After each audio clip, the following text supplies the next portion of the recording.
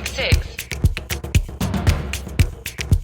Yep. Well, as a wise man once said, if I know one thing, it is that I know nothing. That's me. And then another housekeeping issue, Richard, just wanted to put it out there. I will be heading to Riyadh on Monday night. So if anybody's around and want to say hi, hit me up. So Absolutely. Yeah. Richard, let's get to it. What's your, well, I already know, but can you share? What's your one big thing this week? Well, we're doing a joint one, I guess. We're going to do a lot, on this, and we'll just do a quick little second one. Yep. This will be a conversational chat because Lucien and I, actually, we attended the LIV Golf tournament outside of DC this last weekend, Saturday. So it was day 2 of a 3-day tournament.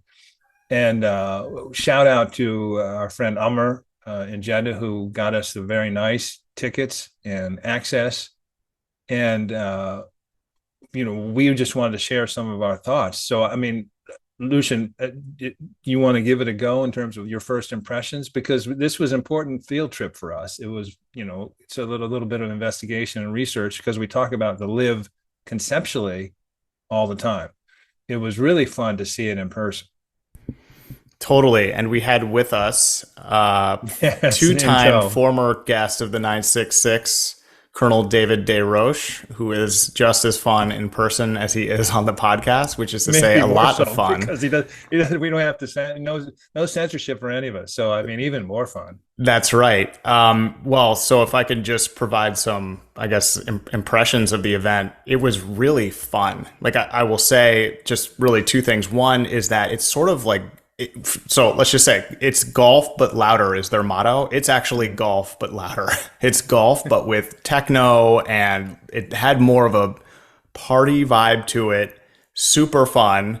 And then the other thing that I just want to throw in here is that former President Trump was there hanging out pretty much right next to us, which was really interesting. He was walking up and down the driving range. So obviously he owns the resort or the golf course in which this was hosted. So that was crazy to see him just really close to us. So yeah, I mean, it was really fun, Richard. It was awesome.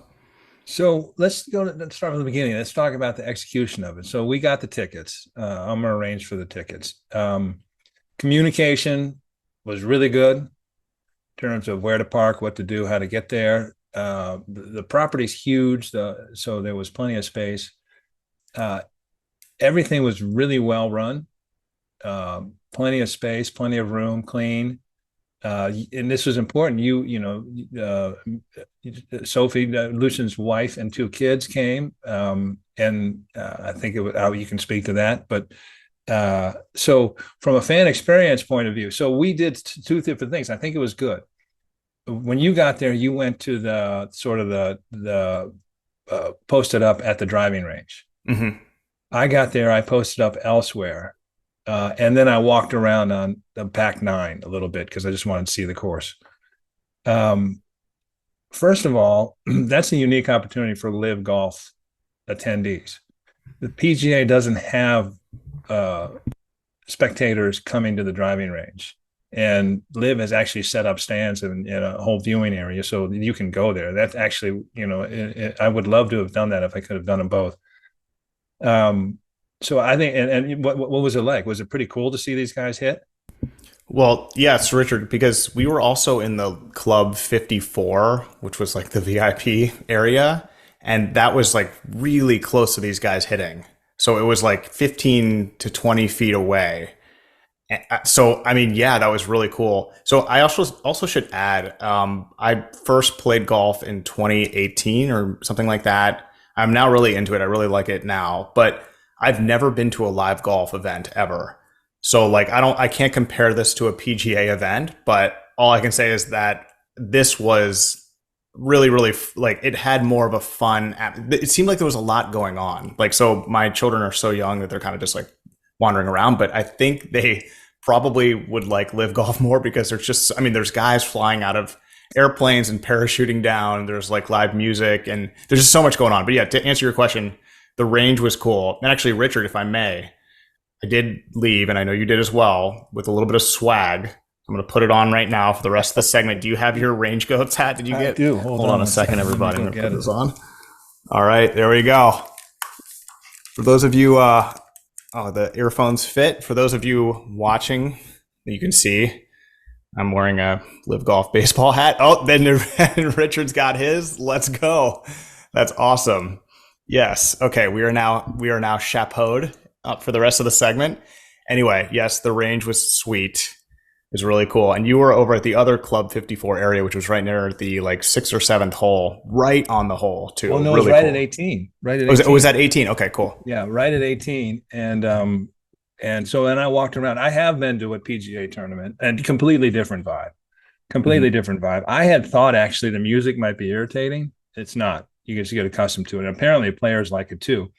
And on every 12th hole in every tournament, players get their own walk-up song. So, Oh, sick. Cool. Like yes, baseball. Yeah. yeah. So again, I'm walking around, plenty of, restrooms for men and women, plenty of concessions, nice setup, crisp and clean. The shotgun start's awesome because Yeah. it Agreed. really spreads everybody out. I mean, I decided, this is a RangeGoats hat because RangeGoats is one of the 12 teams. Harry Varner's on it, who won this tournament. Bubba Watson, Taylor Gooch, Thomas Pieter, who's a long driving European. I think he's Belgian. I just liked, I thought that was a pretty good group, and I love the logo. It's as simple as that. But it's kind of cool because people do have teams and get invested in the teams. And look, so this tournament, Harry Varner won it, $4 million prize. Team Torquay, which is, I guess is how they pronounce it, was won at his team. That was $3 million split between four guys, so $750K. This is apart from however you finished. And I think this is the 7th tournament out of 14 this year. So, and Torquay is the only team to repeat, in terms of winning. But that's, for Team Torquay, that's 1.5 mil for, winning 2 tournaments as a team. So where was I? So I started out, I saw Bubba Watts tee off, and Phil Mickelson, a bunch of other people, but I mean, you're 10, 12 feet from them. Yeah. And you walk from hole to hole. It was full, and you felt like it was well attended, but it wasn't overwhelming or a crush. And you could move about quite easily. So I thought the viewing experience was great, and I didn't feel constrained. I could go anywhere I wanted to look at whatever I wanted. What were we doing? We were sitting at, me and Dave were standing on a bluff between, I think, like 11 and 15 or whatever, and we're watching these guys finish out on 11. We turn around and Brooks Koepka's teeing off at 15. I mean, we basically walk over there, and we're standing 15 feet. Yeah, even less than that. And actually, I'm going to run some video here for those of us watching on YouTube, because we were like right there when he teed off and there was basically nobody around us. I would say less than 15 feet, Richard, like right next to the tee box. He just shows up. He's like, hey, everybody. And there's bombs one on a par 5, which is really cool. I'm still celebrating my PGA win 5 days ago. And there were some audience comments to that effect as well. If I can just sort of add to that, I mean, like, it was so much more fun than I imagined seeing live golf would be. Like, I really like watching golf on TV, but I'm also like, I'll go like an hour where I don't pay attention to anything and I'm doing something else, but kind of just like the vibe or whatever. I don't know if they figured out the TV presentation yet, but in person, it was really fun. Like, there was just like a relaxed vibe to it. And it just seemed like golf was the main event, but there were so many other events going on as well. It was really cool. I mean, just really cool. And it was, and purists will say, well, it should be competitive edge, and there's that side of it. I thought it was, again, the shorts on TV. And I guess this is me. The shorts on TV, I didn't think looked like all that great. The music I thought would be irritating. In person, it looks perfectly in place. Everyone dressed out, and up close, these guys are, they're not cargo shorts, dad cargo shorts. They're looking pretty good, pretty sharp. The music's fine. I liked there was a collegial feel for the players. And now, Phil Mickelson was walking up one hole, and it was a ball in the green. It was not his. Somebody was still had to approach. So he just sort of walked up and marked it. Now, in a PGA tournament, you can't touch another player's ball. Now, if they say, yeah, you can, go ahead. So I don't know, maybe there's a communication back up the fairway, but it was just interesting to watch the whole thing because he very, marked it, flipped the ball to his, to the caddy or whomever. And then later when they were putting, he pulled out the flag. He was tended the flag. Yeah. Again, maybe that's the norm in a PGA tournament. I don't think I've seen it. It always seems to be a caddy or whatever. But you did have a collegial feel, and absolutely, there's more energy. It was quite festive. Being welcomed at the entrance, Richard, of the event. So you parked. This is in Northern Virginia. It's not actually in DC proper, of course, but this is in sort of Northern Virginia, and I think it is in Leesburg, or is it Ashburn? It's like a Northern Virginia suburb, but it's right on the Potomac River. So you park at a local parking lot or area or mall or whatever, and then they have buses that take you over. The bus ride was a little bit long, I guess, but there isn't the parking at a club like that to accommodate what seemed like I would know a very large crowd. I mean, I was kind of impressed. I was kind of expecting it to be like, oh, it's a little bit sparse. Like you've seen some images and in the media too, there's a lot of pro PGA bias, and I don't know why that is or what's going on. I mean, I'm sure it's complex, but it just seemed like it was really happening. But anyway, yeah, so you park far away and then they bus you directly to the entrance. And then at the entrance, Richard, there was I think a 14-piece brass marching band welcoming you and playing as you arrived. And of course, both of my children both loved and were terrified by that, but mostly loved it. I didn't see a lot of other kids, which I kind of felt bad about, but it had a very family friendly kind of vibe. I mean, it was really just, it was golf, but louder. Yeah, there was a huge promised. activity. There was a huge activity area too. And obviously merch and that sort of thing where we got our hats. And it was really good field research for me, and I don't want to, I think for both of us, because we talk about the theory of LIV, we talk about the reality of LIV, we talk about how it relates to PGA and the response and the viability of it, and it being a loss leader, something we've said many times. It's interesting seeing in person. Yeah, I mean, it was a lot of fun. I'd go again for sure. I would go again. I was just about to say, I would absolutely go again, and I think that these things are going to get better and better. I mean, I'm sure that the first event and the first number of events there were some glitches. Richard, we've put on major events, not anything quite this big, but huge events that take a lot of planning, and there's always some glitches, but you get better at it over time. This seemed like it had gotten some experience and they knew what to do and what not to do. It just seemed really well organized. There was a lot of staff working there. Course looked amazing. Yes. It just sort of had this like, they weren't going to cut costs feel to it. They're looking to build the customer base and they want a good customer experience. I would 100% go again. That's a good point, because this is their 15th tournament. They did 8 last year. They're doing 14 this year. They're the 7th. They're doing 14 2023, 14 2024, 14 in 2025. It looked like a well-oiled machine. Signage, lots of structures all over the place. So it's a vast area to cover, but signage everywhere. I think it is kind of fun, and this was something to point out to me. So if they're on the PGA, every tournament has its own signage, but on the day we were there, obviously it's all LIV Golf everywhere, and they're basically their two PR frames are golf but louder or don't blink. So you see that everywhere. You see LIV everywhere. All the players have their team logos. So I think Dave was saying most players in PGA look like NASCAR, cars, vehicles, with just tagged up with sponsors and that sort of thing. And obviously some of these guys lost their sponsors when they went to LIV, but the point is it's all pretty clean. It's your team logo, and basically that's it. Mm-hmm. So it's just a different feel. I think it's just going to be really interesting, because I think it's really compelling the way two things. at the end of this year, they're going to have a qualifying tournament. So at the start, it's sort of like, here, you come, you come, you come. We'll give you money to do this, you do this, and and so it seems a little haphazard, maybe not really organized and formulated. That's just a perception. But at the end of the year, you're going to have a tournament. They're going to have a qualifying tournament. Top 24 guys are in terms of leaders points over the course of the season. Bottom four guys get relegated,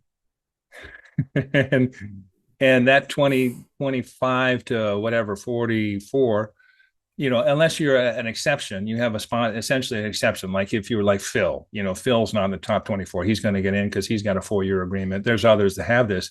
And LIV sort of equates that to people who have won a majors and have been exempted, like on the PGA. But anyway, you can see the field becoming more competitive.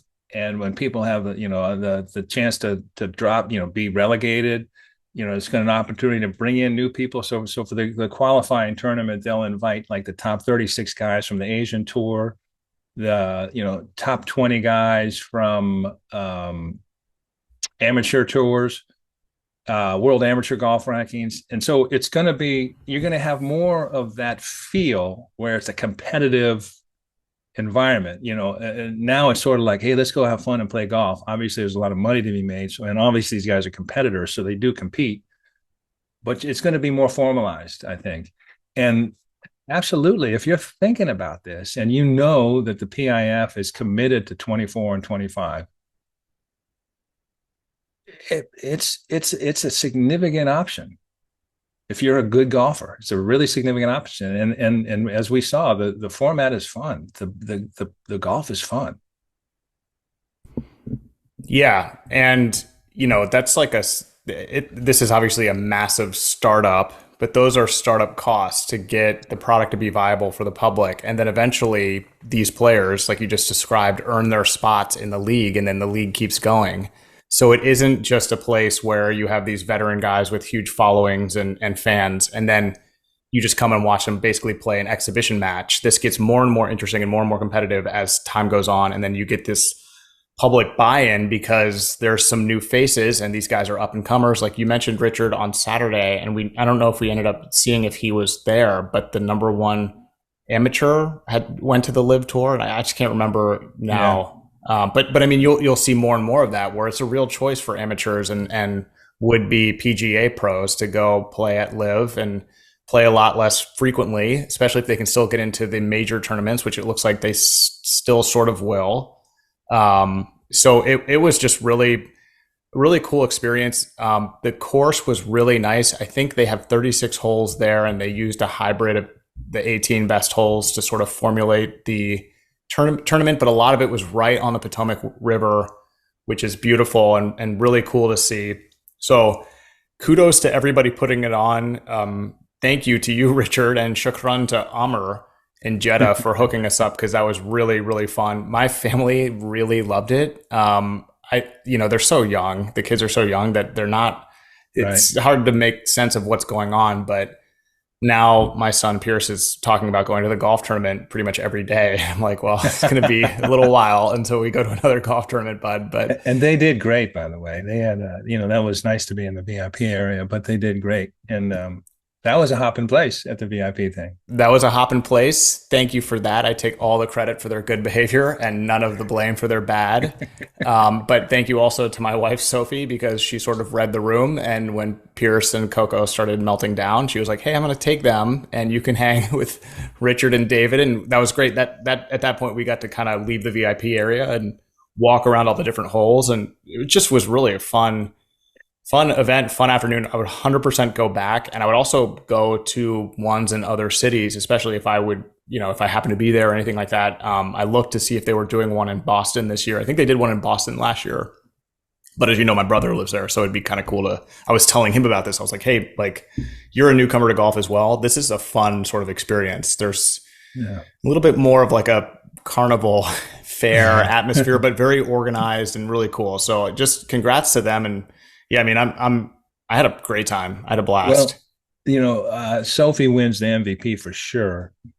So shout out to her. The they have eight of their 14 this year in the U.S. So I mean that's building a market there, and you know they're on the CW. It's not a golf channel per se, but I've watched it and been just fine.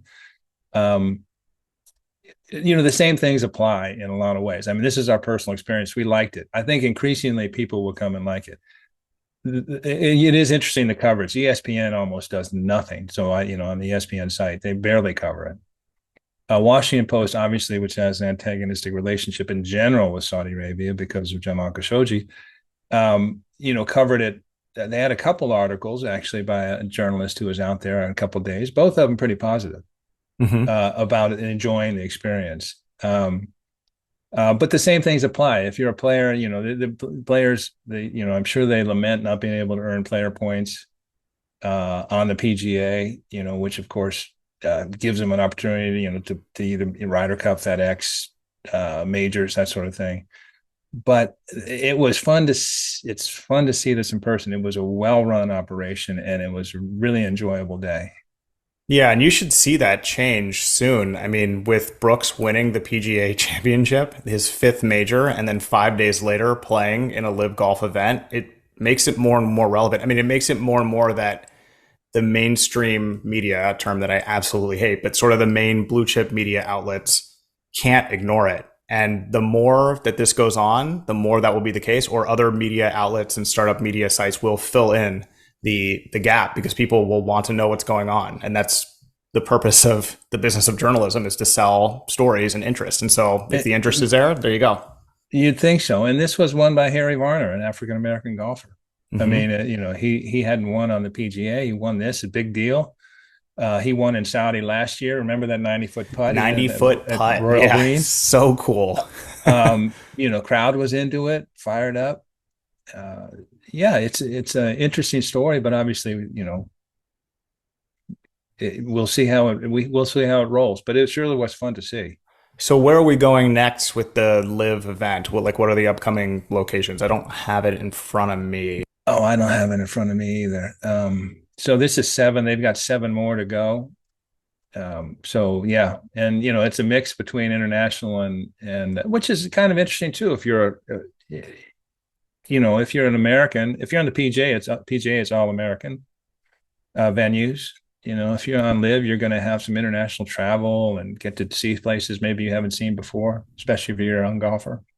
Yeah, sweet. So Richard, they leave the US, they go to Spain, Valderrama, and then they go to London, and then they're back in the US at the Greenbrier, which is interesting. That's not striking distance for the boys. Yes, early August. Greenbrier is wonderful.